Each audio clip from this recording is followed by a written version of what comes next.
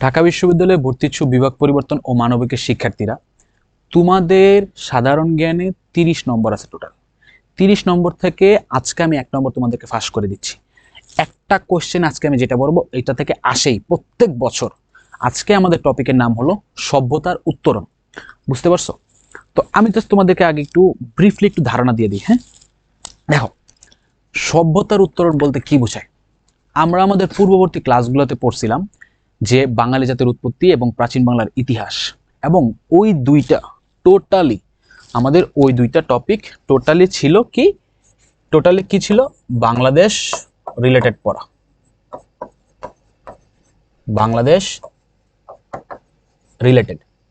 But আজকে আমরা যে সভ্যতা পড়ব, এই সভ্যতাটা হলো পুরোপুরি ইন্টারন্যাশনাল পার্ট। বুঝতে পারছো? International part. আমরা তো জানি যে তোমাদের সাধারণ জ্ঞানে মোটামুটি বাংলাদেশ পার্ট থাকে, ইন্টারন্যাশনাল পার্ট থাকে। বর্তমান সময়ে ম্যাথ এবং আইসিটি থেকে দুইটা কোশ্চেন আসে, আর কে আসে রিসেন্ট,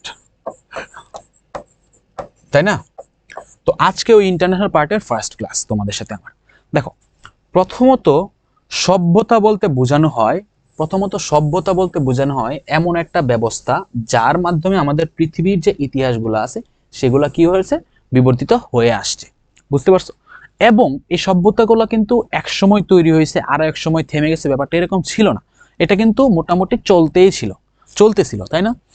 তো এই নানান বছরের, হাজার বছরের বিবর্তনের ফলে আজকে আমাদের বর্তমান সময়ের পৃথিবী, এই পৃথিবী এত বছরে যে বিবর্তনগুলো হয়েছে সেগুলো কোথায় হয়েছে, কাদের মাধ্যমে হয়েছে, তাদের পেশা কি ছিল, তাদের অবস্থান কোথায়, এই সবগুলো নিয়ে ডিটেইল আজকে আমরা আলোচনা করব।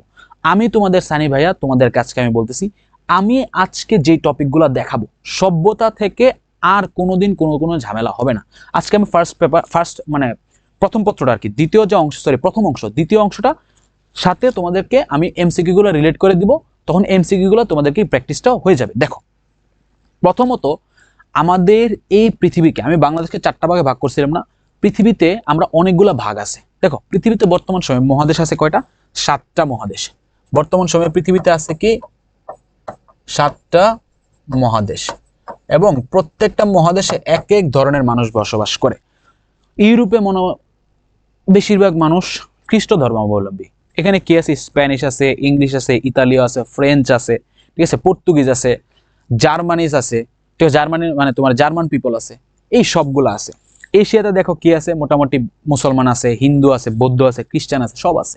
তারপরে দেখো মধ্যপ্রাচ্যের যে কান্ট্রিগুলো, এখানে মুসলমান বেশি। আবার আমেরিকাতে যাও, তোমার যে এখানে আবার খ্রিস্টান বেশি। আবার চাইনিজ, থাইল্যান্ড, ভুটান, নেপাল, এখানে যে আবার বুদ্ধ বেশি। এই যে পৃথিবীতে অনেকগুলো ভাগ আছে না? সেম ভাবে আমাদের তৎকালীন সময়ে পৃথিবীতে যারা সমৃদ্ধ করে দিয়ে গেছে তারাও অনেকটা ভাগ ছিল, এবং আমাদের সভ্যতাতে তাদের অনেক অনেক অনেক অনেক অবদান আছে। এবং তাদের অবদানগুলো কি ছিল, তারা কি নামে পরিচিত হলো, সবগুলো নিয়ে আজকে আমাদের আয়োজন। সর্বপ্রথম আমরা যেটা আলোচনা করবো সেটা হলো কি মেসোপটেমিয়া সভ্যতা। ঠিক আছে? তো মেসোপটেমিয়া সভ্যতা হলো আমাদের পৃথিবীর সবচেয়ে প্রাচীন সভ্যতা। ধারণা করা হয় তারাই এই পৃথিবীতে আমাদের এখানে আসা আধুনিক সভ্যতা বা যাই বলো, তারা সর্বপ্রথম কি করছে, শুরু করছিল একত্রে সংঘবদ্ধভাবে থাকা, একটা নির্দিষ্ট সংস্কৃতি গড়ে তোলা।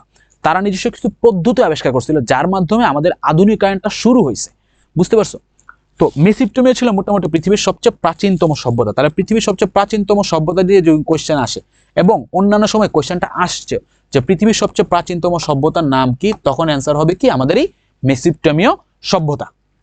দেখো, তো মেসোপটেমীয় যে ওয়ার্ডটা আছে, এই ওয়ার্ডটার মানে হলো তোমার দুইটা নদীর। বুঝতে পারছো? এই যে দেখো, মেসোপটেমীয় সভ্যতার মানে হলো তোমার দুই নদীর মধ্যবর্তী ভূমি। দেখো, এইখানে একটা নদী, ঠিক আছে, ধরো নদীটা আবার ওই দিক দিয়ে চলছে, ঠিক আছে, ওই দিক দিয়ে আবার কি করছে, নদীটা চলে গেছে, এই দিক দিয়ে আবার ওই দিকে এসে চলছে। তো এই যে মধ্যবর্তী যে জায়গাটা আছে,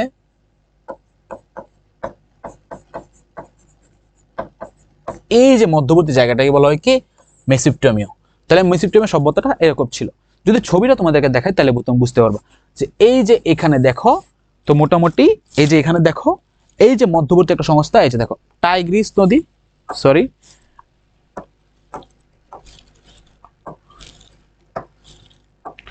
এই যে দেখো টাইগ্রিস, এই যে দেখো ইউফ্রেটিস, এই যে দুইটা নদী, এর মধ্যবর্তী যে জায়গাটা আছে, এই মধ্যবর্তী যে জায়গাটা আছে, এটাকে বলা হয়তো কি মেসোপটেমিয়া।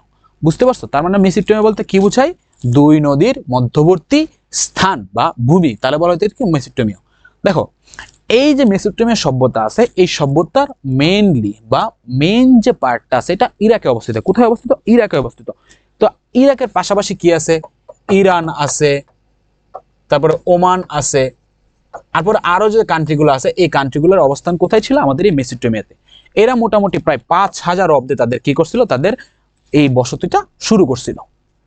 তারপরে দেখো এই যে বর্তমান সময়ে আমাদের যে বইগুলো আছে এই বইগুলোতে নর্মালি লেখা থাকে যে হইলো তোমার এই যে সুমেরীয়, তারপর তোমার যে বেবিলনীয়, কেলডীয়, তারপর অ্যাশিরীয়, প্রত্যেকটা আলাদা আলাদা সভ্যতা। কিন্তু মজার কথা হলো যে এই প্রত্যেকটা আলাদা আলাদা সভ্যতা না, এই সভ্যতাগুলো হলো তোমার একটার আন্ডারে। আমি আমার কথা দিয়ে বোঝাই, যেহেতু আমরা চারজন।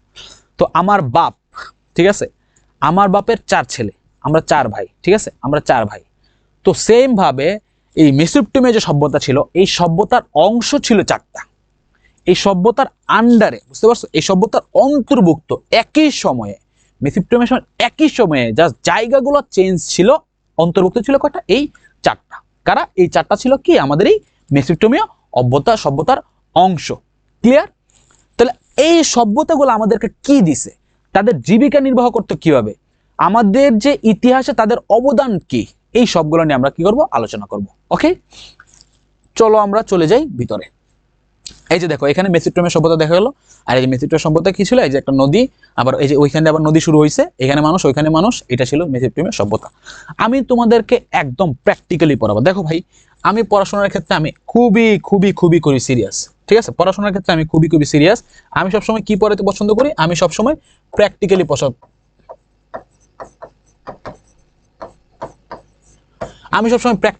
পড়াইতে পছন্দ করি। আমি যখন আমার অফলাইন ব্যাচগুলোকে পড়াই বা আমার অফলাইন স্টুডেন্টগুলো যখন আমি পড়াই, তখন আমি তাদের কি বলি? আমার সাথে ল্যাপটপ নিয়ে বসি, তাদেরকে আমি বইও নিয়ে বসি, ল্যাপটপে নিয়ে বসি। বই নিয়ে বসে ল্যাপটপ নিয়ে বসার প্রয়োজন পড়ে না। কেন প্রয়োজন পড়ে? ল্যাপটপ না থাকলে স্মার্টফোন। আমি যখন কোনো একটা উদাহরণ দেই, উদাহরণটা একদম গুগল থেকে ঘেটে, ইউটিউব থেকে ঘেটে তাদেরকে একদম চোখে দেখায়, তারপর আমি তাদেরকে বুঝাই।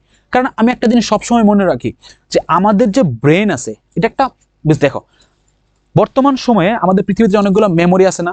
ছোটবেলায় আমরা একদম স্পষ্ট মনে আছে আমার ছোটবেলায় আমি 1 GB একটা মেমোরি আমার বাপের ছিল, ওইটা আমি হারাই ফেলছিলাম। বুঝতে পারছো? আব্বা আমাকে কি মাইট টেনে মারছিল।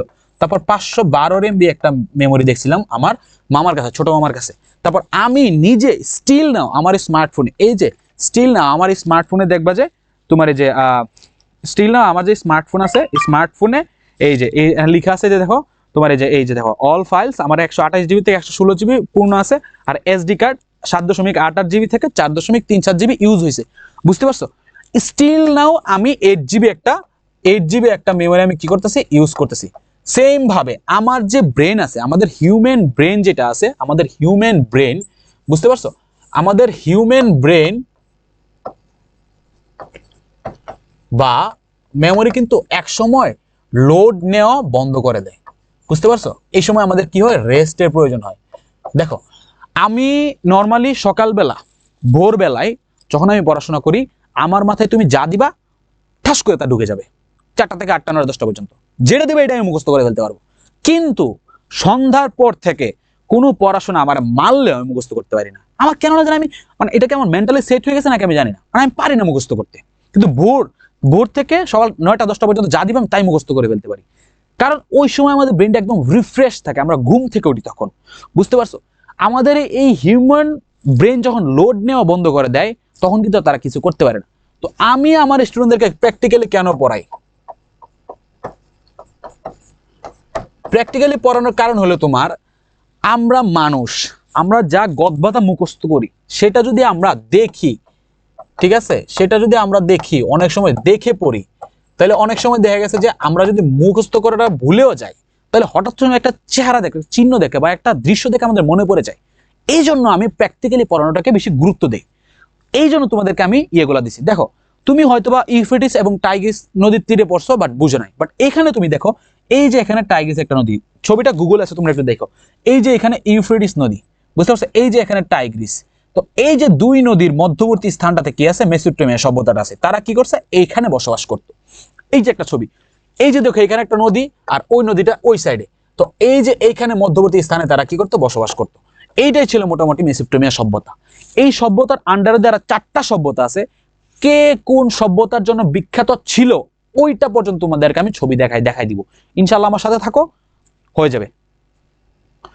দেখো সুমেরীয় সভ্যতা, তো আমরা কি পর্ব বলছিলাম, আমরা সর্বপ্রথম পর্ব কোন জাতি কিভাবে তাদের জীবন নির্ধারণ করত, আমাদের সভ্যতায় তাদের অবদান কি, ঠিক আছে, এবং তারা যে তাদের কমিউনিকেশনটা করত তারা কিভাবে করত, তাদের সমাজ ব্যবস্থায় তারা কি কি ব্যবহার বা কি কি আইন ক্রিয়েট করে চলাফেরা করত, এই সবগুলো আলোচনা করব আমরা। সর্বপ্রথম সুমেরীয় সভ্যতা। সুমেরীয় সভ্যতাটা ছিল মোটামুটি মেসোপটেমিয়াতে সবচেয়ে প্রাচীন সভ্যতা গড়ে তুলছিল, ঠিক আছে। তারাই মোটামুটি একটা সভ্যতা গড়ে তুলছিল, যাদের মাধ্যম থেকে পরবর্তী সময়ে কি হয়েছে, আরো সভ্যতা গড়ে উঠছে। এই সুমেরীয়দের অবদান ছিল কি, কৃষিতে। দেখো বাবারা, তোমাদেরকে আমি বলি, আমাদের এই পৃথিবীতে আমরা যতগুলো জাতি আছি, দেখো এশিয়াতে মেইনলি দেখবা যে সব ধরনের মানুষই আছে, এশিয়াতে সব ধরনের মানুষ আছে। বাট তুমি ইউরোপে যাও, ঠিক আছে, সব জাতির মানুষ আছে। তুমি ইউরোপে যাও, তুমি দেখবা যে স্প্যানিশ, ঠিক আছে, তুমি দেখবা যে ইংলিশ, তারপর তুমি দেখবে পর্তু, তারপর তুমি দেখবে যে জার্মান, দেখবো যে এত এত এত এত জাতিগোষ্ঠী তারা কি করছে, ভাগ আছে।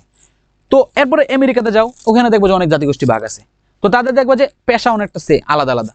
তো এই কথাটা বলার কারণ হইল, দেখো পৃথিবীতে আমরা যে এত এত জাতিগুলো আছি, প্রায় সবগুলা জাতি সর্বপ্রথম দিকে তারা কি কাজ করতো, কৃষিকাজ করতো। কি করতো, কৃষিকাজ করতো। বাট একটা জাতি আছে যারা কৃষিকাজ না করে তারা বাণিজ্য করতো। কি করতো, বাণিজ্য করে তাদের জীবন নির্বাহ করতো।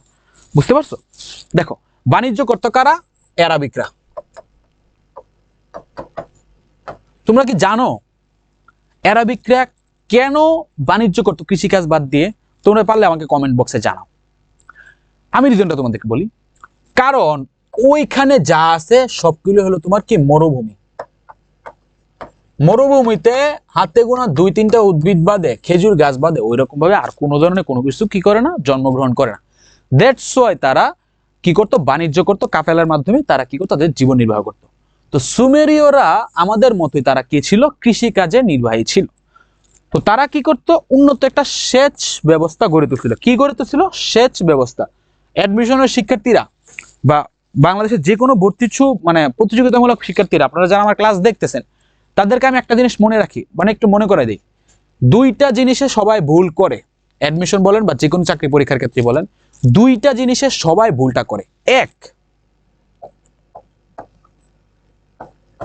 সেচ ব্যবস্থা, আরেকটা হলো কি, পয় নিষ্কাশন ব্যবস্থা।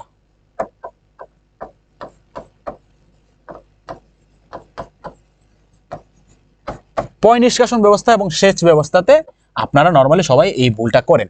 কারণ পয় নিষ্কাশন চালু করছে সিন্ধুরা, বা সিন্ধু মানে তোমার যে সিন্ধু জাতি যারা আছেন তারা, এবং সিম্বু সভ্যতারা। আর সেচটা করছে কারা, আমাদের এই সুমেরীয়রা। সেচ বলতে নর্মালি বোঝানো হয় কৃষি কাজের জন্য। কৃষি কাজের জন্য আমাদের ধান, গম, পাট, ভুট্টা কোনো কিছুই কিন্তু পানি ছাড়া বাঁচে না। সেচের মেইনলি কাজ হলো পানি। কিসের জন্য, কিসে দিবে, জমিতে দিবে, ঠিক আছে। মেইনলি কোথায় দিবে, জমিতে দিবে। পানি ছাড়া সেচ ব্যবস্থা কোনো কিছু হয় না।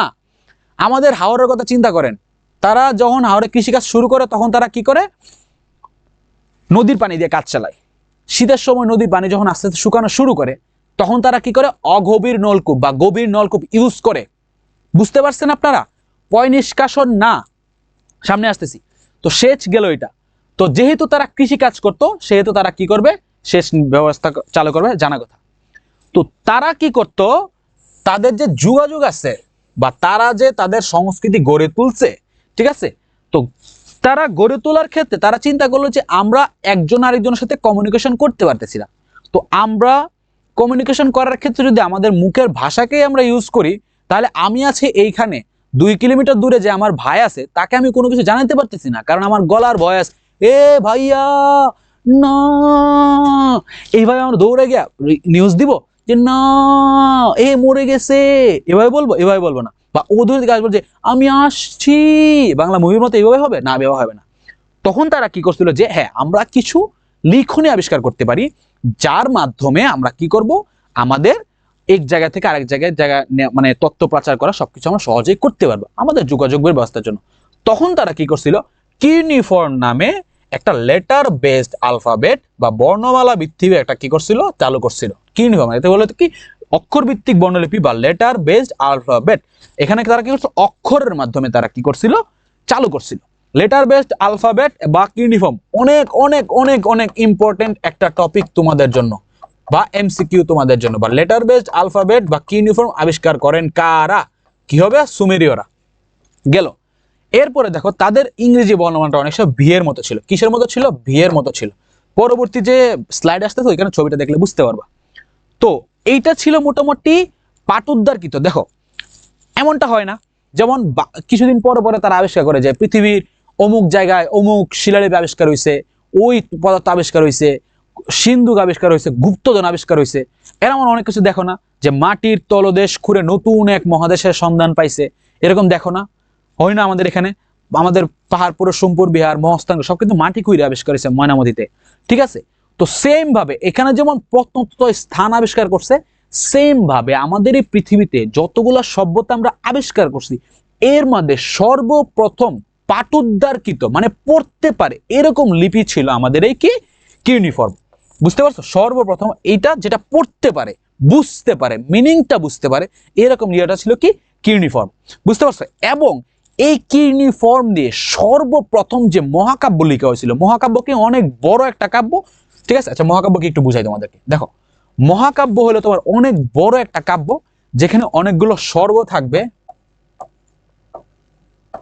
স্বর্গ বা পার্ট থাকবে, এবং মহাকাব্য হবে মেইনলি যুদ্ধ ভিত্তিক। কি ভিত্তিক? মেইনগুলো হবে কি, যুদ্ধ ভিত্তিক। এই মহাকাব্যকে বলা হয়তো কি, আচ্ছা তো কিউনিফর্মে লেখা হয়তো সর্বপ্রথম মহাকাব্যের নাম কি ছিল, গিলগামেশ। গিলগামেশ অনেক অনেক ইম্পর্টেন্ট একটা এমসিকিউ। কি বাদ দিবা? সভ্যতা থেকে তো বাদ দেওয়ার কোনো স্কোপই নাই, প্রত্যেক বছর একটা থেকে দুইটা কোশ্চেন আসেই। তো এইটা ছিল তোমার মহাকাব্য। তাহলে পাঠোদ্ধারকে তো সর্বপ্রথম লিপি কি ছিল, কিউনিফর্ম। কিউনিফর্ম দিয়ে সর্বপ্রথম কি করা হয়েছিল, কি লেখা হয়েছিল, গিলগামেশ লেখা হয়েছিল। এরপরে ওরা কি করছিল, জলঘড়ি এবং চন্দ্রপঞ্জিকা বা লুনার ক্যালেন্ডার। চন্দ্রপঞ্জিকা মানে কি, তারা কি করতো, চাঁদ দেখে, চাঁদ দেখে তারা কি করতো, তাদের সময়টা ঠিক করতো। জাস্ট তোমাদেরকে শুদ্ধ করে একটা উদাহরণ দিয়ে দেই, দেখো বুঝো। পৃথিবীতে আমরা কিভাবে চলাফেরা করি, আমরা দেখি যে সূর্য ডুবে গেলে আমরা কি বলি, দিন কাউন্ট করা বন্ধ করে দিই, ঠিক আছে? আবার সূর্যটা আমরা দিন কাউন্ট করা শুরু করি। কিন্তু অ্যারাবিক যারা আছে, অ্যারাবিক বা আরব দেশে যারা বসবাস করে, ঠিক আছে, সৌদি আরবিয়া, কাতার, ওমান, দুবাই, ব্রুনেই, এরপর যারা, তারা কি করে, চন্দ্র বা চাঁদ দেখে, চাঁদ দেখে কি করে, তারা দিন নির্ধারণ করে। চাঁদ ডুবে গেলে তারা এখানে কি হয়, দিন শেষ হয়ে যায়, তারা নতুন ডেট তারা কি করে, ইয়ে করে। সেম ভাবে এই যে চন্দ্র পঞ্জিকাটা আছে না, সর্বপ্রথম চন্দ্র দেখে মাস গণনা বা দিন গণনা শুরু করছিল আমাদের এই সুমেরীয়রা। দেখো এরপরে জল ঘুরি, তারা কি করতো, জলের উপরে তোমার যে ছবি ফেলে তারা কি করতো, দেখতে যে এখন কয়টা বাজে, ঠিক আছে? এটা জল ঘুরে আবিষ্কার করছিল। তো এতক্ষণ গেল, আমাদের ইতিহাসে সুমেরীয়দের আরেকটা অবদান আছে, সেটা কি, চাকা আবিষ্কার। দেখো চাকা কেন অনেক অনেক গুরুত্বপূর্ণ, চাকা অনেক গুরুত্বপূর্ণ একটা আবিষ্কার ছিল। চাকা বলতে কি বোঝা হয়, গোল যে বৃত্তাকার যে, এটা হলো কি চাকা। বুঝতে পারছো? গোল যে বৃত্তাকার এটা আছে, এটাকে বলা হয়তো কি, চাকা, তাই না? এটাকে বলা হয়তো কি, চাকা। দেখো তো এই যে চাকা আবিষ্কার করছে কারা, আমাদের এই সুমেরীয়রা।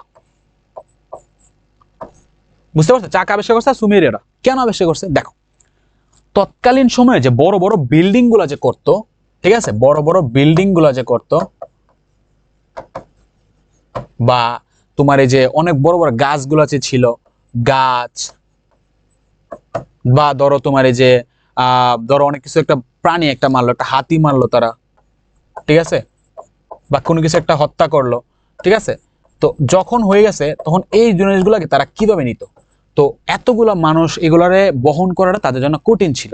তখন তারা চিন্তা করলো যে যখন আমরা রাস্তাতে কোনো কিছু একটা জিনিসকে এমনি ঘুরাই, এভাবে যখন ঘুরাই তখন দেখা যাচ্ছে এটার উপর একটা আবরণ দিলে ওই জিনিসটা ঠিকই ঘুরতেছে, ঠিক আছে, ওই জিনিসটা ঠিকই ঘুরতেছে, আর উপরে যে আবরণটা আছে এটা ফ্ল্যাট ভাবে এগিয়ে যাচ্ছে।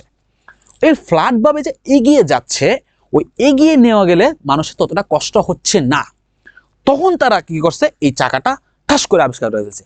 আবিষ্কার করার ফলে বড় বড় পাথরগুলো তারা ইজিলি বহন করতে পারতো, তারা বড় বড় গাছগুলো ইজিলি বহন করতে পারতো, তাদের কৃষি সরঞ্জামাদিগুলো মাঠ থেকে বাসায় নিয়ে আসতে পারতো এই চাকা আবিষ্কারের মাধ্যমে। সভ্যতার তৎকালীন সময় সবচেয়ে বড় বড় যে আবিষ্কারগুলো ছিল, এর মধ্যে একটা ছিল চাকা আর একটা ছিল আগুন। বুঝতে পারছো? এই চাকাটা আবিষ্কার করছে কারা? আমাদের এই সুমেরীয়রা। আগুনটা তো বলা যায় না, কারণ আগুন তো সবাই জানতো যে পাথর ঘষা দিলে আগুন হয়ে যেত, ঠিক আছে। তো আগুন না দিয়া সভ্যতার সবচেয়ে বড় প্রথম দিককার আবিষ্কার ছিল আমাদের এই চাকা, এবং এই চাকা আবিষ্কার করছে কারা? সুমেরীয়রা। দেখো, আমরা মনে রাখবা কিভাবে, মনে রাখবা কিভাবে আমি তোমাকে বলি। সুমেরীয় সুমেরীয় সুমেরীয় সুমেরীয়, আমি যদি এস দিয়ে না লিখে ভাবে লিখি চুমেরীয়, কোনো ভুল হইব? ভুল হবে, উচ্চারণটা ভুল হবে। সুমেরীয় সুমেরীয়, ঠিক আছে না?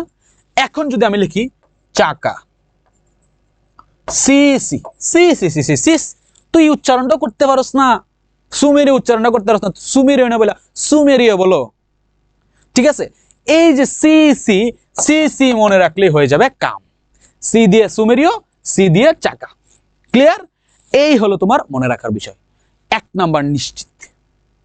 এরপরে চলে আসো, তো পৃথিবীতে আমি ক্রিমিনোলজির স্টুডেন্ট হিসেবে এই কথা বলতে পারি, পৃথিবীতে আজ পর্যন্ত যতগুলো সভ্যতা আসছে, প্রত্যেকটা সভ্যতাতেই ভালো মানুষের পাশাপাশি খারাপ মানুষও ছিল।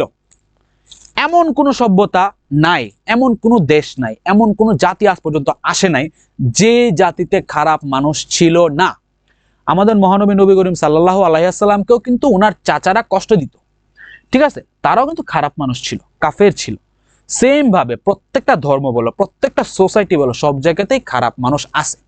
তো খারাপ মানুষকে শায়েস্তা করার জন্য কি লাগবে? আইন লাগবে। আইন তৈরি করবে কে? শাসকরা। বাংলাদেশে আইন তৈরি করে কারা? বাংলাদেশ জাতীয় সংসদের যারা আছে তা আইন তৈরি করে, ঠিক আছে, বিচার বিভাগেরা বিচার করে।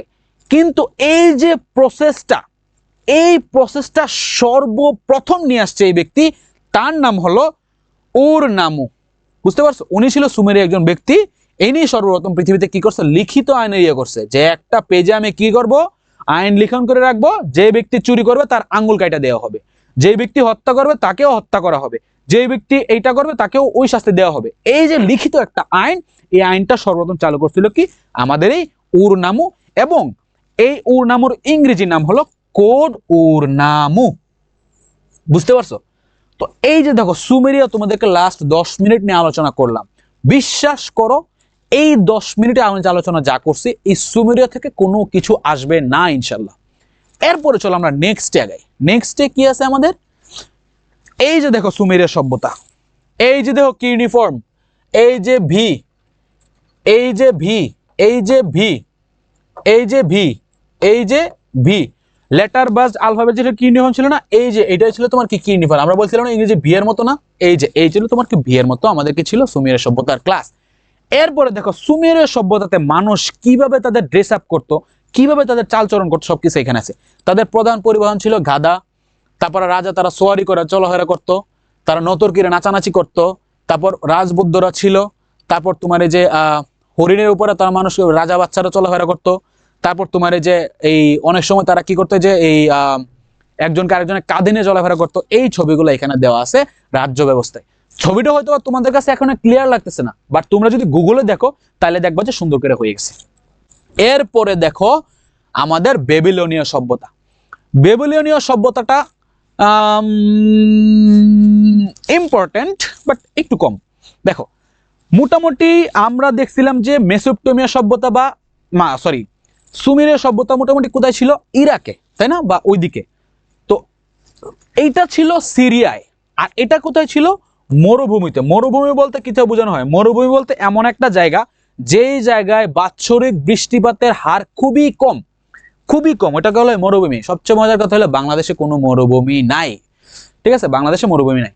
তো এই সিরিয়ার মরুভূমি অঞ্চলে একটা অ্যামোরাইট জাতির নাম কি ছিল? অ্যামোরাইট জাতি। যদি প্রশ্ন আসে এখান থেকে আসতে পারে যে অ্যামোরাইট জাতি কি করছিল 2050 খ্রিস্টপূর্বাব্দে, কত সালে? 2050 খ্রিস্টপূর্বাব্দে তারা কি করছিল? মেসোপটেমিয়া অঞ্চলে একটা নগর সভ্যতা তারা কি করছিল? গড়ে তুলছিল। তো এই যে সভ্যতাটা, এই সভ্যতাটা গড়ে তুলছিল কে? আমাদের এই অ্যামোরাইট নেতা হাম্মুরাবি। নাম কি ছিল? হাম্মুরাবি। আর এই হাম্মুরাবিও সেম ভাবে একটা কি করছিল? লিখিত আইন প্রণয়ন করছিল। কি করছিল? লিখিত আইন প্রণয়ন করছিল, যার নাম ছিল কোড ওর হাম্মুরাবি বা কোড অফ হাম্মুরাবি। দেখো, তো তো এইটা গেল তোর বেবিলনের মোটামুটি দুইটা জিনিস। তো বেবিলন যেই কারণে ইম্পর্টেন্ট। আচ্ছা, তো আমার ক্লাসে যারা স্টুডেন্টরা আসো, আমি যদি এই মুহূর্তে লাইভ ক্লাস হইতো, তোমাদেরকে আমি জিজ্ঞেস করতাম যে বাবা বলো তো বরিশাল বাংলাদেশের কোন দিকে অবস্থিত? স্যার বলতে, স্যার বরিশাল বাংলাদেশের দক্ষিণে অবস্থিত। আমি যদি বলতাম বাবা বলো তো রাজশাহী কোন দিকে অবস্থিত? স্যার রাজশাহী বাংলাদেশের দক্ষিণ পূর্ব দিকে অবস্থিত। বলো তো ঢাকায় কোথায় অবস্থিত? স্যার ঢাকা তো বাংলাদেশের মাঝখানে অবস্থিত। কিশোরগঞ্জ কোথায় অবস্থিত? স্যার তো হাওর শুরু ওই দিক দিয়া। যদি বলতাম রাজশাহী কোন দিকে অবস্থিত? স্যার কি বলছেন স্যার, রাজশাহী তো দেশের উত্তরবঙ্গে অবস্থিত গো। এই যে পার্ট গুলো, অ্যান্সার গুলো আসতেছে না, কিভাবে আসতেছে? কিসের মাধ্যমে আসছে? আমরা বুঝতেছি কিভাবে? বুঝতেছি যার মাধ্যমে, তাকে বলা হয় মানচিত্র বা ম্যাপ। এই যে মানচিত্র বা ম্যাপ যে পৃথিবীতে আবিষ্কার করছে না, এই ম্যাপটা করছিল তোমার বেবিলনের গাতুর শহরের মোটামুটি ওই দশাবাসটা পাওয়া যায়। বুঝতে পারছো? এই মানচিত্রটা সর্বপ্রথম পাওয়া যায় হলো তোমার এই ইয়েতে, আমাদের বেবিলন সভ্যতায়।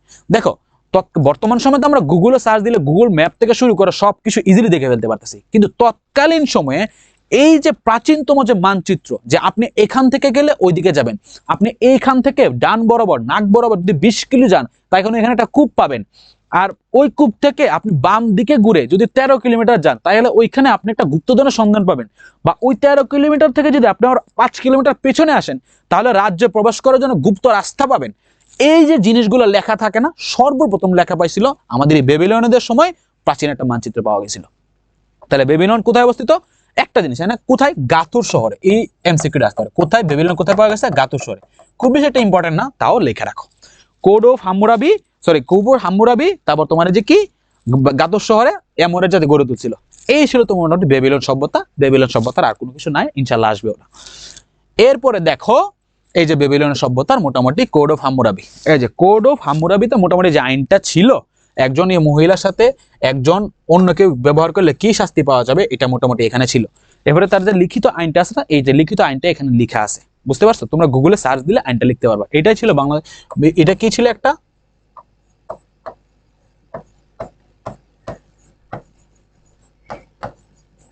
লিখিত আইন, বুঝতে পারছো? কি ছিল? কোড অফ হাম্মুরাবি বা কোডুর হাম্মুরাবি। এরপরে দেখো অ্যাসিরীয় সভ্যতা, আরেকটা ইম্পর্টেন্ট সভ্যতা। তো অ্যাসিরিয়া যে সভ্যতাটা ছিল, ওই সভ্যতাটা ছিল বেবিলন থেকে প্রায় 200 মাইল উত্তরে। কত শত? প্রায় 200 মাইল উত্তরে। কি নদীর তীরে? টাইগ্রিস নদীর তীরে আশুর নামে একটা সমৃদ্ধ শহরে। তাহলে কি দিচ্ছে? কোথায়? প্রথমত দেখো, বেবিলন থেকে প্রায় কত শত? 200 মাইল। 200 মাইল উত্তরে টাইগ্রিস নদীর তীরে। টাইগ্রিসের আরেকটা নাম কি? দজলা। দজলা না, টাইগ্রিস এবং ইউফ্রেটিস, ইউফ্রেটিস এবং টাইগ্রিস, দজলা না। টাইগ্রিসের অপর নাম হলো ফোরাত। টাইগ্রিসের অপর নাম কি? ফোরাত। এই ফোরাত নদীর তীরে আশুর নামে একটা সমৃদ্ধ শহর গড়ে তুলেছিল কারা? আমাদের এই এশিয়াররা। বুঝতে পারছো? এরপরে দেখো, এই ওরা ছিল পৃথিবীতে সর্বপ্রথম সামরিক রাষ্ট্র। সামরিক রাষ্ট্র, বুঝতে পারছো? সামরিক মানে কি? যারা কি করে অস্ত্র শস্ত্রের মাধ্যমে তারা কি করতে যুদ্ধ করতে পারে, বুঝতে পারছো? তো ওরা ছিল পৃথিবীতে সামরিক রাষ্ট্র সর্বপ্রথম, এবং তাদের লোহার অস্ত্রে, কিসের অস্ত্র? লোহার মাধ্যমে কি? বর্ম, শিল, বর্ম দিয়ে পাত দিয়ে কিছুদিন পর পরে দেখো না ব্রাহ্মণবাড়িয়া লাগে যায়, এইভাবে যে করে, ঠিক আছে? ওইটা হলে কি লোহার অস্ত্র নিয়ে তারা নিয়ে করে। এটা হলে আমাদের এখানে বলে ফল, কুইজ, ঠিক আছে, বল্লম, এই যে এখানে এইভাবে যে মারে, এক্সপিরিয়েন্স আছে। যাই হোক, তো ওইটা হলো তোমার কি? লোহার অস্ত্রে। তো এই যে লোহার অস্ত্রে যে ব্যবহারটা আছে না, এই ব্যবহারটা শুরু করছিল কারা? এই ব্যবহারটা শুরু করছিল আমাদের এই এশিয়া সভ্যতার মানুষরা, ঠিক আছে? এরপরে খুব সুন্দর একটা ইনফরমেশন, যেটা এমসিকিউতে আসার মতো। দেখো, আমরা নর্মালি একটা বৃত্ত আঁকি, দেখি কতটুকু আঁকতে পারি। আমি মনে হয় না খুব বেশি একটা পারবো, তাও দেখি। হয়েছে? দেখ হয়েছে, তাও কোন রকম হয়েছে আর কি। তো বৃত্তটা আমরা এখানে দিলাম কেন্দ্র, তো কেন্দ্র দেওয়ার পর আমরা ছোটবেলায় পড়ে আসছি এটা হলো 90 ডিগ্রি, তাই না? এই দিলাম 180 ডিগ্রি, এই দিলাম কি 360 ডিগ্রি, ঠিক আছে? এই যে 90 ডিগ্রি, 90 ডিগ্রি, এই যে 90 ডিগ্রি, এই যে 90 ডিগ্রি, এই যে 90 ডিগ্রি যে চালুটা করছে না, টোটাল 360 ডিগ্রি, 360 ডিগ্রিতে ভাগ করছে না, এই 360 ডিগ্রিতে ভাগ করছিল আমাদের এই কারা, এশরীয় জাতিরা। কেননা তারা একটা সামরিক রাষ্ট্র ছিল, তো তারা যে সামরিক রাষ্ট্র কেউ যদি কখনো আক্রমণ করে ফেলে বা কেউ যদি কোনো কিছু করে ফেলে তাহলে এটা দেখবে কে? এইটা ছিল মোটামুটি তারা কারা, এই ইয়েরা, এই এশরীয়রা। বুঝতে পারছো? এরপরে দেখো আমাদের পৃথিবীতে অক্ষাংশ এবং দ্রাঘিমাংশ, ঠিক আছে? এই যে দেখো আমি আবার একটা, পৃথিবীতে তো এখানে তোমার গোল হবে না, এটা পৃথিবীতে তো, আমাদের পৃথিবীতে একটু চ্যাপ্টা। এই যে দেখো তোমার যে আমি তোমাদের কি করছি,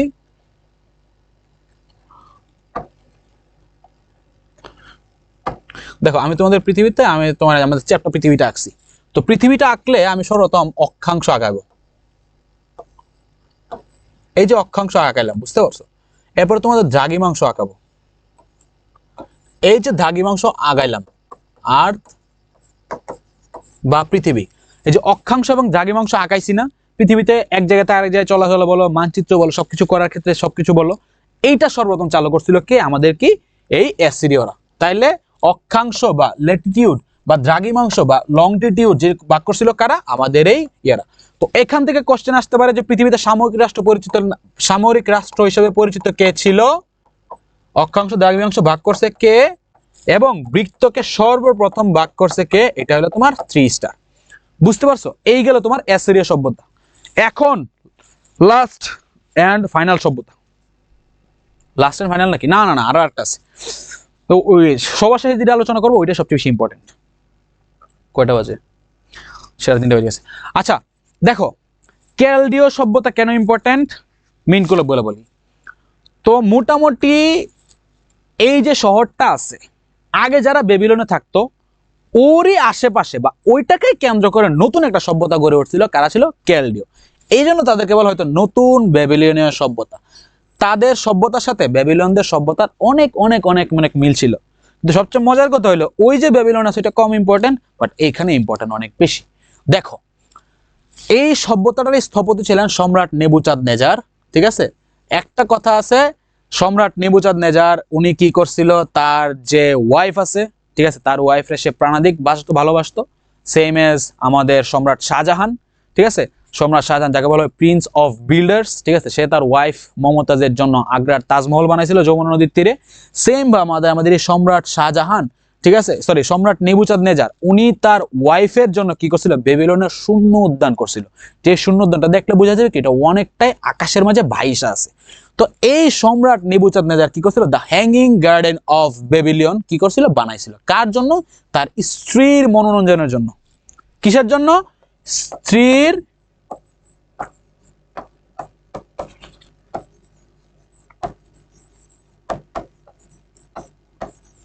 এখন প্লিজ কেউ আস্ক করিস না যে ভাই মনোরঞ্জন মানে কি। মনোরঞ্জন মানে হলো তোর মেন্টালি শান্তি দেওয়া, মেন্টালি পিস দেওয়া। সেটা হয়তো গানের মাধ্যমে, সেটা হয়তো নাচের মাধ্যমে, সেটা হয়তো কোনো কিছুর মাধ্যমে, ঠিক আছে?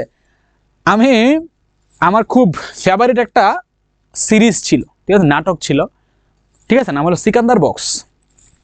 আমরা যারা জেন জি যারা আছি, আমাদের ছোটবেলা ক্লাস 7 থেকে 10 পর্যন্ত বা 6 থেকে 8 9 পর্যন্ত আমাদের একটা ইমোশন ছিল সিকান্দার বক্স, ঠিক আছে? আমরা সিকান্দার বক্সের ক্যারেক্টারগুলো এখন পর্যন্ত সবগুলো ডায়লগ আমাদের মুখস্থ। সিকান্দার বক্স, হারুন সাহেব, মামা, আরফান, খেয়া, তারপর হলো তোর যে আপা, তারপর তোর যে আরো যে ইয়েগুলো আছে সবগুলো ক্যারেক্টার আমাদের জন্য, তোমার যে আলগা সিদ্দিক, সবগুলো ক্যারেক্টার আমাদের জন্য একটা ইমোশন ছিল। তো ওইখানে একটা ইয়ে ছিল যে পুলিশ অফিসার এসআই, ঠিক আছে?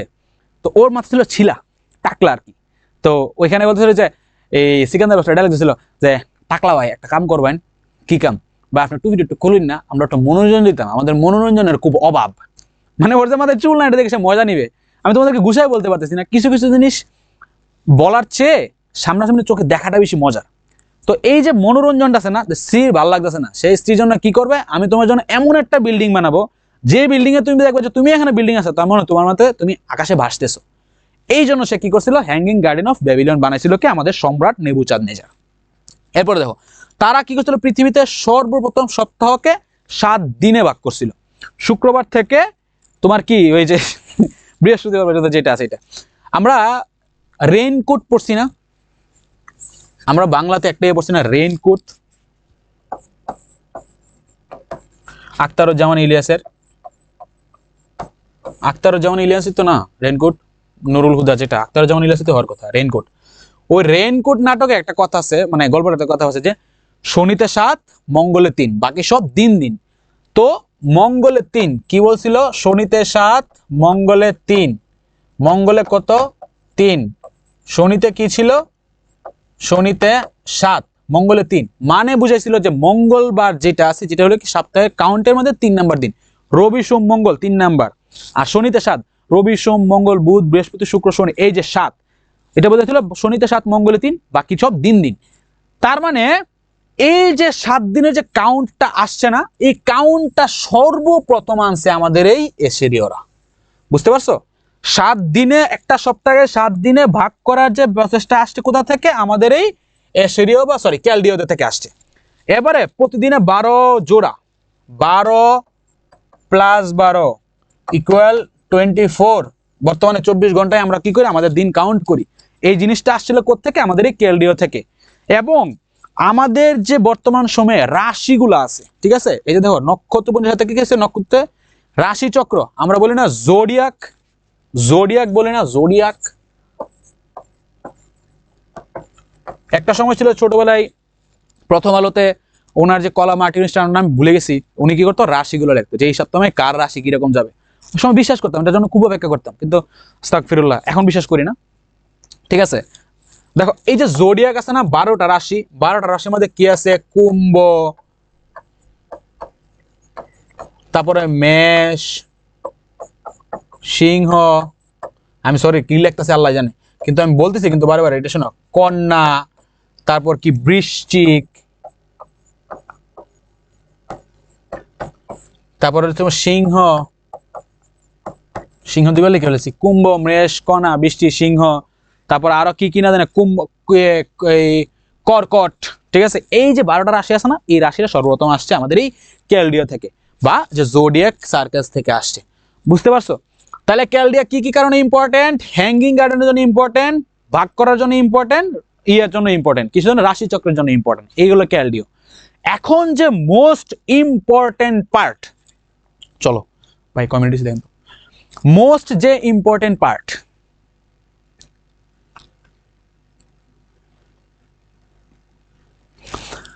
মোস্ট, আচ্ছা হ্যাঁ হ্যাঁ ক্যালডিয়াটা তোমার দেখা দিই। এই যে দেখো ব্যাবিলনের শূন্য উদ্যান আর এখন তার বর্তমান অবস্থা। বুঝতে পারছো? ক্যালডিয়া সভ্যতা, ব্যাবিলনের শূন্য বর্তমান অবস্থা, তৎকালীন সময় কিরকম ছিল, আর এই যে তাদের কি অবস্থা, তার সম্রাজ্ঞী, ঠিক আছে, এই যে অবস্থা, পাশাপাশি মোটামুটি তারা কি করতেছে, এইটাই ছিল কি আমাদের এই ক্যালডিয়া সভ্যতার অংশ। গুগলের ছবিগুলো তোমরা ক্লিয়ার প্রিন্টগুলো পেয়ে যাবা।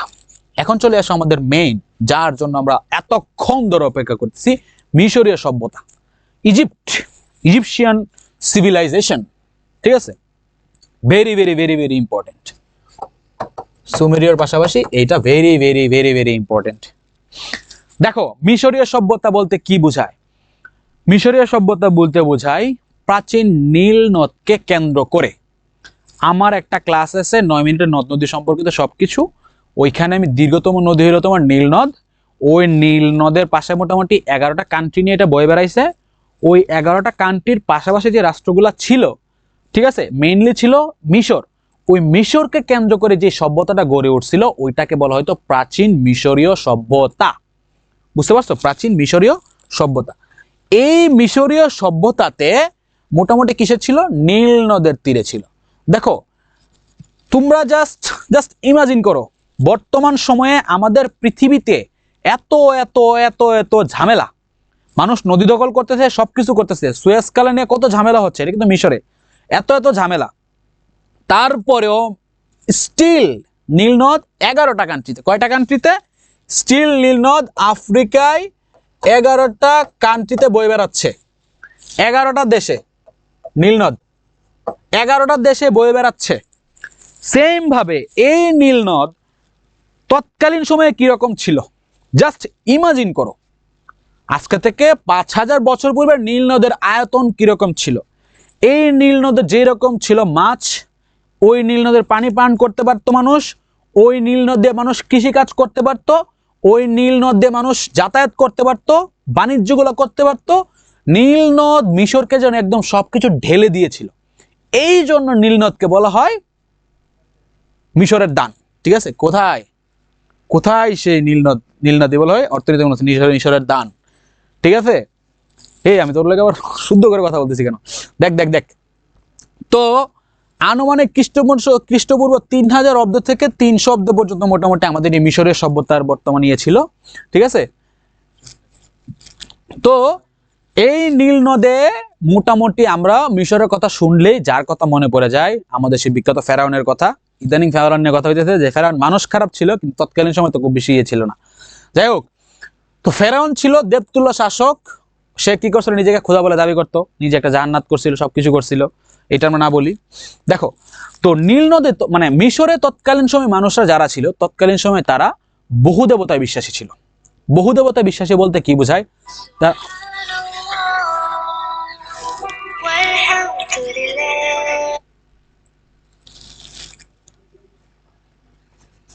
তো বহু দেবতা বিশ্বাসে বলতে কি বোঝায়? যে তোমার এই যে একের অধিক দেবতা আর কি। ঠিক আছে, তারা সূর্যকে একটা ধরনের দেবতা ভাবতো, তারা সেচের জন্য একজনের দেবতা করত, তারা পশু পাখির জন্য একটা দেবতাকে মানতো, তারা সৌন্দর্যের জন্য একটা দেবতাকে মানতো, এরকম। কিন্তু এই দেবতার পরিবর্তে একজন ব্যক্তি, ঠিক আছে, ওনার নাম ছিল এটন। ঠিক আছে, উনি কি করছে? সর্বপ্রথম বহু দেবতার পরিবর্তে এক ধরনের একক দেবতার নাম নিয়ে আসছে। ঠিক আছে, একক দেবতার নাম আসছে। এই যে এনার নাম হলো তোমার এটন। এটন থেকে ওই একক দেবতার নাম দিছে ইখনাটন। উনি ছিল মোটামুটি সূর্য দেবতা। সে কি করছে? একশ্বরবাদ। একশ্বরবাদ মানে কি? পৃথিবীতে ঈশ্বর একজন, এই চিন্তা ভাবনা নিয়ে আসছে কি আমাদের কি এটন থেকে ইখনাটন। কে আনছে? আমাদের এটন সাহেব। তো তার স্ত্রী নেফারতিতি এতটাই সুন্দর ছিলেন, উনি এত সুন্দর ছিলেন, ঠিক আছে, ওনাকে বলা হয় তৎকালীন সময়ে সৌন্দর্য ও গৌরবের প্রতীক। দেখো, তৎকালীন সময়ে রাজা বাচ্চাদের মেয়েগুলা খুব অসাধারণ হইতো, জঘন্য ধরনের সুন্দর হইতো। এই রাজা বাদশার মেয়েদেরকে বিয়ে করার জন্য প্রাচীন কালে হাজার হাজার দেশ থেকে, মানে অনেক অনেক দেশ থেকে রাজা বাচ্চারা কি করত? বিয়ের জন্য উপঢৌকন পাঠাতো, অফার দিত। রাজা অ্যাকসেপ্ট করতো, রাজা অ্যাকসেপ্ট করতো না, না হয় রানী অ্যাকসেপ্ট করতো না, না হয় যুবরাজ মানে তোমার যে শেহজাদি নিজে অ্যাকসেপ্ট করতো না। তারপর কি করতো? যুদ্ধ হইতো, যুদ্ধের পরে যে জিততো সেই কিন্তু বিয়ে করতো। তো সেম ভাবে আমাদের এই এটন সাহেবের স্ত্রী নেফারতিতি এতটাই সুন্দর ছিলেন, তাকে বলা হয়তো তৎকালীন সময়ের সৌন্দর্য এবং গৌরবের প্রতীক। দেখো, তো আমাদের আধুনিক সভ্যতাতে মিশরীয়দের অবদান ছিল অনেক, প্রচুর পরিমাণে অবদান। তারা কি কি ক্ষেত্রে? তারা পিরামিড নির্মাণ করছে, তারা জ্যোতির্বিজ্ঞানে পারদর্শী ছিল, চিকিৎসা বিজ্ঞানে পারদর্শী ছিল, হায়ারোগ্রাফিক বা এক ধরনের বর্ণমালা তৈরি করছে কে? আমাদের এই মিশরীয়রা। ডিটেইলে আলোচনা করতেছি। দেখো, তো নীলনদ কিশোরীদের মূল উৎস ছিল, নীলনদের দান বলা হয় মিশরকে। বলছিলাম এটা অনেক বড় ইম্পর্টেন্ট এমসিকিউ। ঠিক আছে, নীলনদকে বলা হয় কি? মিশরকে বলা হয় নীলনদের দান।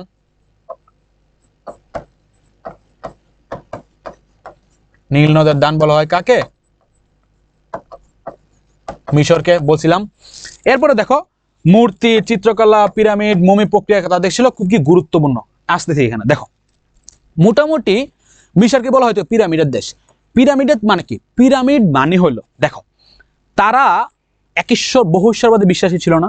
তারা বিশ্বাস করত যে মৃত্যু পরবর্তীতেও বর্তমান যে রাজা আছে তারা মৃত্যু পরবর্তী জীবনেও তারা কি করতে? রাজাই থাকবে। তো মানুষ মরে গেলে কি হয়? আমাদের যে হিউম্যান বডি আছে, হিউম্যান বডি একসময় পচে যায় না? তো তারা বিশ্বাস করতো কি? যে তাদের মমিটা, তাদের বডিটা যদি টিকায় রাখতে পারি তাহলে তারা হয়তো আসলেই বেঁচে থাকবে, এরকম কিছু একটা। তখন তারা কি করছিল? মমি বানানো শিখছিল, লাশ যাতে পচে না যায় এটা শিখছিল। স্টিল নাও দেখো, ফেরাউনের লাশ কিন্তু পচে নাই। বুঝতে পারছো? ফেরাউনের লাশ কিন্তু পচে নাই। এবং পিরামিড ছিল পৃথিবীর সপ্তাশ্চর্যের একটা। পিরামিড নিয়ে আমি একটা ক্লাস করব। পিরামিড যে কতটা মানে কৌতূহলী একটা জিনিস, তোমাদেরকে জাস্ট আমি একটা সেকেন্ড বলি, মানে একটা মিনিট বলি। দেখো, পিরামিডের উচ্চতা প্রায় 400 ফুট, আইফেল টাওয়ারের চেয়ে বেশি। ঠিক আছে, তো 400 ফুট উচ্চতায় যে পাথরগুলো তুলছে না, একটা পাথরের ওজন কয়েক টন, 1 টনের একটা পাথর তুলতে কয়েকটা ট্রাক লাগে, ঠিক আছে? এতটুকু উপরে, প্রায় 400 ফুট উপরে একটা পাথরের সাথে আরেকটা পাথর যে বসাইছে, ওইখানে তোমার এই যে বিচ্যুতি আছে না, যন্ত্র ত্রুটি বলে না, যন্ত্র ত্রুটি 0.000%। বর্তমান সময়ে আমরা আধুনিক যুগে বাস করতেছি, আমরা আধুনিক যুগে আইসা অনেক বড় বড় বিল্ডিং গুলোতে যা আরেকটা বিল্ডিং স্থাপন করি না, ওইখানে যন্ত্র ত্রুটি থেকে যায় 0.0% বা কয়েক পার্সেন্ট যন্ত্র ত্রুটি থেকে যায়। বা 400 ফুট উঁচুতে, 400 ফুট উঁচুতে, 400 ফিট উঁচুতে, এত উঁচুতে যখন তারা পিরামিডগুলো তুলছে না, তৎকালীন সময়ে তাদের যন্ত্র ত্রুটি ছিল 0.0%। আমরা বলি যে আমরা আধুনিক যুগে বাস করতেছি, নো, আমাদের চেয়ে হয়তোবা কোনো আধুনিক যুগ মানে পূর্ববর্তীতে ছিল। সারা ছিল কি মিশরীয়রা, অনেক কিছু আছে। লিওনার্দো দা ভিঞ্চি কোডে আরো কিছুতে পিরামিড দিয়ে কথা লেখা আছে, বুঝতে পারছো? কিছু কিছু রহস্য আছে পৃথিবীতে অমীমাংসিত, এর মধ্যে এটা হলো একটা। মিশরকে রাজাদের বলা হয়তো ফারাও। তো ফারাও খুফুর যে পিরামিডটা আছে, এই যে দেখো ফারাও খুফুর পিরামিড, সিংহাকৃতির মাথা, পিছনে যে বডিটা আছে, এটা ফারাও খুফুর পিরামিড ছিল সবচেয়ে বড়। এইটাকে বলা হয় পিরামিডের ওদেশের একটা ভাষার নাম হলো স্ফিংস। স্ফিংস কি আমি তোমাদেরকে একটু দেখাই। What is it? স্ফিংস হলো যে এটা দেখো, এই যে একটা মানুষ, মানুষটার যে বডিটা আছে, এই যে ওর যে বডিটা আছে, বডিটা দেখবা যে অনেকটা সিংহের মতো, আর মানুষের মাথাটা একটা মুভি আছে, মুভিটা দেখলে তোমাদের যে ওরা যে কিরকম করে তা দেখতে পারবা। 300 ওয়ারিয়র্স বা কি একটা মুভি না জানো নাম আছে, ওইখানে দেখতে পারবা মিশরীয়রা কিরকম ছিল ওইটা, ঠিক আছে? বুঝতে পারছো মুভিটা? তুমি দেখো, তো ওইখানে দেখবা যে ওইখানে যে রাজারা আছে তারা নিজেদেরকে কিভাবে দেবতা বললো বিশ্বাস করতো, এবং তাদের বিরুদ্ধে যারা কথা বলতো তাদেরকে মেরে ফেলতো। এইটা গেল হলো তোমার পিরামিডের স্ফিংস।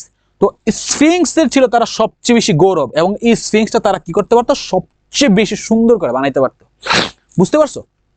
তো এই যে পিরামিড, এই যে এত কিছু, এটা আবিষ্কার করছিল 1922 সালে। কত সালে? 1922 সালে। 1922, হ্যাঁ, 1922 সালে একজন ব্রিটিশ প্রত্নতত্ত্ববিদ, ব্রিটিশ মানে ইংল্যান্ডের একজন ব্যক্তি, নাম হলো হাওয়ার্ড কার্টার, অনেক ইম্পর্টেন্ট এমসিকিউ, উনি আবিষ্কার করছিল। তো এইটা আবিষ্কার করার ফলে এই পিরামিডের ভিতরে যে যে গুরুত্বপূর্ণ মূল্যবান জিনিসগুলো আছে না, এটা মিশরের অর্থনীতিতে যুক্ত হয়, ঠিক আছে? এরপরে অনেক দূর আলো ছড়ায়, অনেক মানুষ কি করছে, ঘুরতে টুরতে আসে। বর্তমান সময়তে দেখো অনেক ধরনের আমরা ভিডিও টিডিও দেখি, আমরা পিরামিড রুমে বসে দেখতেছি, কিন্তু তৎকালীন সময় কিন্তু মানুষ ঘরে বসে দেখতে পারতো না, এটা দেখার জন্য মানুষ ভ্রমণ করতো। মিশরের অনেক বড় একটা অংশ আসতে এই ট্যুরিজম থেকে, বুঝতে পারছো? দেখো, এবং এই মিশরীয়রা সর্বপ্রথম পৃথিবী থেকে 12 মাসে 1 বছর, 30 দিনে 1 মাস, এই জিনিসগুলোতে ভাগ করছে। তো মিশরীয়রা অনেক অনেক ইম্পর্টেন্ট একটা জিনিস তোমাদের জন্য, তারা কি কি করছিল? সর্বপ্রথম তারা নীল নদীর তীরে অবস্থিত, তারা তোমার এই যে বহুধর্মে বিশ্বাসী ছিল, একাত্ম ধর্মে বা একেশ্বরবাদে বিশ্বাস আছে কি আমাদের এটন সাহেব, ঠিক আছে? এবং তার সূর্য দেবতার সাথে নাম রাখে, তার নিজের নাম রাখছে ইখনাটন। তার স্ত্রী ছিল নেফারতিতি, উনি ছিল সৌন্দর্যের প্রতীক, ঠিক আছে? ওরা কি করতো? পিরামিড নির্মাণ করছিল।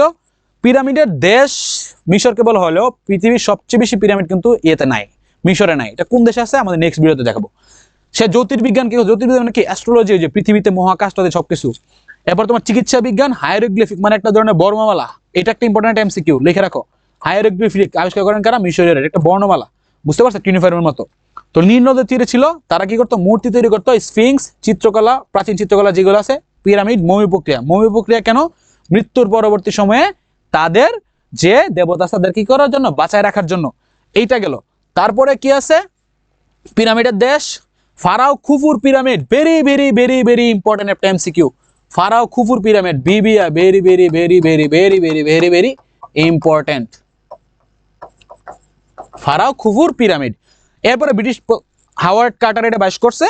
এবার তোমার যে মোটামুটি সর্বপ্রথম তোমার যে গণনা ব্যবস্থা চালু করছে আমাদের এই মিশরীয়রা। তো এই ছিল তোমাদের সাথে আজকে আমার এই ক্লাস। পরবর্তী ক্লাসে আমরা আলোচনা করব সিন্ধু সভ্যতা, গ্রিক সভ্যতা, কেলডীয় সভ্যতা, ফিনিশীয় সভ্যতা, হিব্রু সভ্যতা, প্রাচীন চৈনিক সভ্যতা নিয়ে আমরা নেক্সট ক্লাসে আলোচনা করব। আমি চেষ্টা করছি একদম গল্পের মতো করে যতটা সুন্দর করে বোঝানো যায়। এরপরও যদি কোনো কিছু না জানো আমাকে অবশ্যই জিজ্ঞেস করো, আমার হোয়াটসঅ্যাপ গ্রুপে যুক্ত হয়ে যাও, ঠিক আছে? তাহলে তোমরা ক্লাসগুলো সুন্দর করে করতে পারবা, ঠিক আছে? এরপরে আরো সমস্যা থাকলে আমাকে ইনবক্সে নক করো, হয়তোবা আমার রিপ্লাই করতে একটু লেট হবে, কিন্তু অবশ্যই আমি তোমাদেরকে জানাবো। অ্যাডমিশন সংক্রান্ত যে কোনো সমস্যা আমাকে তোমরা নক করতে পারবা। দেখো আমি হয়তোবা তোমার সব সমস্যা সমাধান করতে পারবো না, কিন্তু এই সমস্যার সমাধান কোথায় গেলে তোমরা পাবা এটা ইনশাল্লাহ আমি তোমাদেরকে বলে দিব। ততদিন পর্যন্ত ভালো থাকো, পরিশ্রম করো পরিশ্রম করো পরিশ্রম করো, স্বপ্নের বিশ্ববিদ্যালয়ে পৌঁছার আর আমার থেকে একটা ট্রিট নিয়ে যাও। থাকো তাহলে, আসসালামু আলাইকুম।